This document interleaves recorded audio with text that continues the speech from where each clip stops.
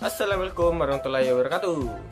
Pada sore ini saya akan membahas tentang bab 6, yaitu pengembangan tes evaluasi.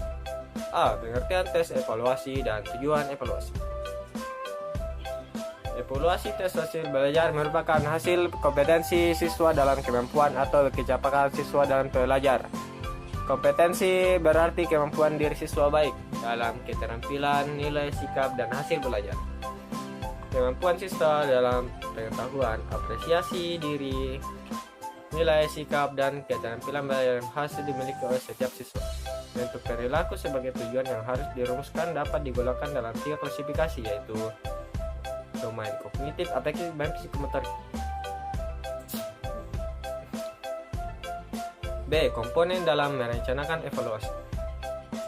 Bentuk-bentuk penyusun tes hasil belajar yaitu 1. Penyusun tes tertulis seperti uraian, pilihan ganda, matching tes, dan tes isian. 2. Penyusunan tes lisan. Sebelum tes lisan dilaksanakan, sebisanya tester sudah melakukan inventarisasi berbagai jenis soal yang akan diajukan kepada siswa dalam tes lisan tersebut. B. Setiap butir soal telah ditetapkan untuk diajukan kepada tes lisan. Itu juga harus disiapkan sekaligus pedoman atau ancar-ancar jawaban yang sebetulnya. Jangan sekali-kali menentukan skor atau nilai hasil tes lisan setelah seluruh tester menjalani tes lisan. Skor atau nilai tes harus dapat ditentukan di saat masing-masing tester selesai dites atau siswanya selesai dites. Tes belajar yang dilaksanakan secara lisan hendaknya jangan sampai menyimpang atau berubah dari arah evaluasi menjadi diskusi. Dalam rangka menegakkan prinsip objektivitas dan prinsip keadilan dalam tes dilaksanakan secara lisan itu, tester hendaknya jangan sekali-kali memberikan angin segar atau memancing-mancing dengan kata-kata atau kalimat atau kode-kode tertentu yang sifatnya menolong siswa karena menguji pada hakikatnya adalah mengukur, bukan membimbing tes. 3. Penyusunan tes tindakan. Tes tindakan dimaksudkan untuk mengukur keterampilan siswa dalam melakukan suatu kegiatan. Dalam tes tindakan, persoalan disajikan dalam bentuk tugas yang harus dikerjakan oleh siswa. Tes tindakan pada umumnya digunakan untuk mengukur taraf kompetensi yang bersifat keterampilan atau psikomotorik, di mana penilaian dilakukan oleh proses penyelesaian dan tugas hasil akhirnya yang dicapai oleh siswa tersebut. C. Langkah-langkah dalam penyusunan tes. 1. Menentukan tujuan menggunakan tes. 2. Mengadakan pembatasan terhadap bahan yang akan diteskan. 3. Merumuskan tujuan. 4. Mendirikan semua TIK. Menyusun tabel spesifikasi. Menyusun betul-betul soal. D. Merevisi dan menggambar produk hasil evaluasi. Evaluasi hasil belajar dapat dikatakan terlaksana dengan baik apabila dalam pelaksanaannya senantiasa berpegang pada 3 prinsip dasar berikut ini, yaitu prinsip keseluruhan, kesinambungan, dan objektivitas. 1. Prinsip keseluruhan.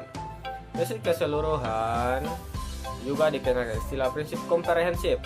Dengan prinsip komprehensif dimaksudkan di sini bahwa evaluasi hasil belajar dapat dikatakan terlaksana dengan baik apabila evaluasi tersebut dilaksanakan secara bulat, utuh, atau menyeluruh.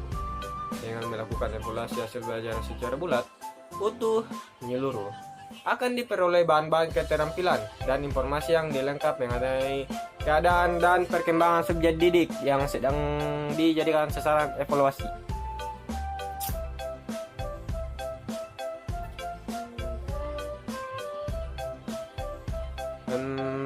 Dua. Prinsip kesinambungan. Prinsip kesinambungan juga dikenal dengan prinsip istilah kontinuitas. Dengan prinsip dari kesinambungan dimaksudkan di sini bahwa siswa evaluasinya adalah yang baik. Adalah evaluasi hasil belajar yang dilaksanakan secara teratur dan sambung menyambung dari waktu ke waktu. Dengan evaluasi hasil belajar yang dilaksanakan secara teratur, terencana dan terjadwal itu, maka dimungkinkan bagi evaluator untuk memperoleh informasi yang dapat memberikan gambaran mengenai kemajuan atau perkembangan peserta didik sejak dari awal mulai mengikuti program pendidikan sampai pada saat mereka mengakhiri program pendidikan secara yang mereka tempuh. Evaluasi hasil belajar yang dilaksanakan secara berkesinambungan juga dimaksudkan agar pihak evaluator seperti guru dapat memperoleh kepastian dan kemantapan dalam menentukan langkah-langkah atau merumuskan kebijaksanaan yang perlu diambil untuk masa-masa selanjutnya. 3. Prinsip objektivitas. Prinsip objektivitas mengandung makna bahwa evaluasi hasil belajar dapat dinyatakan sebagai evaluasi yang baik apabila dapat terlepas dari faktor-faktor yang bersifat subjektif. Sehubungan dengan itu, dalam pelaksanaan proses belajar, seorang evaluator harus senantiasa berpikir dan bertindak wajar menurut keadaan senyatanya, tidak dicampur oleh kepentingan yang bersifat subjektif. Prinsip ketiga ini sangat penting, sebab apabila dalam evaluasi unsur-unsur subjektif dimasukkan, akan dapat menodai kemurnian pekerjaan evaluasi itu sendiri. Jadi, evaluasi pembelajaran adalah keseluruhan kegiatan baik berupa pengukuran maupun penilaian, pengolahan, penafsiran, dan pertimbangan untuk membuat keputusan tentang ranking siswa agar mencapai ranking yang telah ditetapkan. Evaluasi proses pengajaran. Evaluasi terhadap proses pengajaran dilakukan oleh guru sebagai bagian integral dalam pengajaran itu sendiri. Artinya evaluasi harus tidak terpisahkan dalam penyusunan dan pelaksanaan pembelajaran. Evaluasi proses bertujuan untuk keefektifan dan efisiensi kegiatan pengajaran sebagainya. Sebagai bahan untuk perbaikan dan penyempurnaan program dan pelaksananya.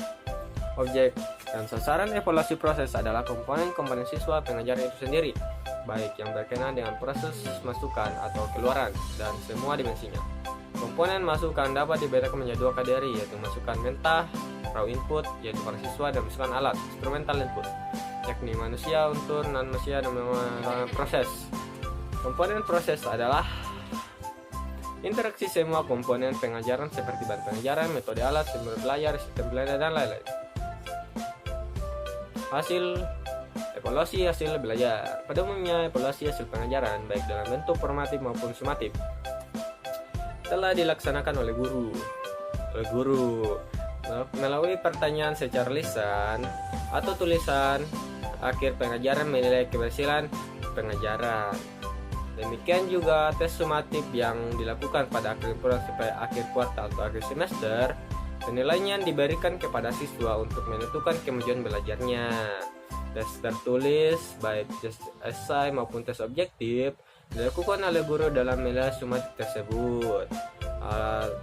Alat dari hasil evaluasi pembelajaran adalah validasi, yaitu mengukur kemampuan tes siswa yang seharusnya diukur, dan validasi isi, yaitu mengukur kemampuan tes keterwakilan siswa yang diberikan untuk mencapai tujuan pembelajaran. Alat evaluasi tes pembelajaran berdasarkan reliabilitas tes, yaitu konsistensi dari 2 atau lebih set alat evaluasi yang digunakan untuk mengukur hal yang sama.